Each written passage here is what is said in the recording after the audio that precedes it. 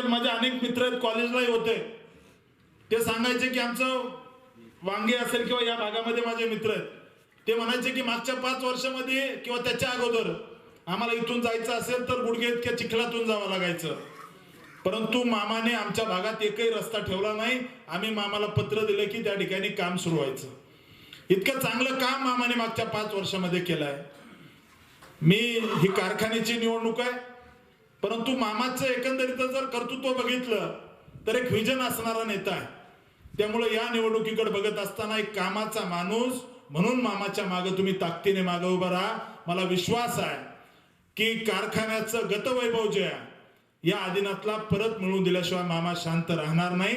आणि मामाच्या मागे पूर्ण ताकदीने या ठिकाणी एक कार्यकर्ता म्हणून फडणवीस साहेबाचा मी त्यांच्या सोबत आहे. आणि खरं तर मला समजलं की प्रचाराचा नारळ फोडायला आमच्या इकडून कोणतरी आलं होतं अकलूज कडून, बरोबर ना. मामा आपला रणजित भैया कधी कधी सांगत असतात की पावसात हलत होऊन निघाला. मी आता त्याची गोष्ट तुम्हाला सांगतो. एक शेतकरी त्या ठिकाणी 2-4 मसड आणि एक हाल्या, आता इकडचा शब्द पण रेडा हाल्या, या ठिकाणी चिखलात लोळत होते. उन्हाळ्याचे दिवस होते आणि चिखलात लोळून झाल्यावर त्या ठिकाणी आभाळ आलं आणि आभाळ आल्यानंतर त्या ठिकाणी म्हशी पळून गेल्या, चिखलाने भरलेल्या होत्या. परंतु एक रेडा त्याच्यातून चुकतो हाल्या, आणि चुकल्यानंतर या ठिकाणी अवकाळी म्हणजे विजा पडल्यामुळे म्हशी पळून जातात. पण अवकाळी पाऊस अचानक येतो, ऊन थोडं हे होतं, शिराळ पडतं आणि पावसामध्ये त्या ठिकाणी हाल्या धुवून निघतो.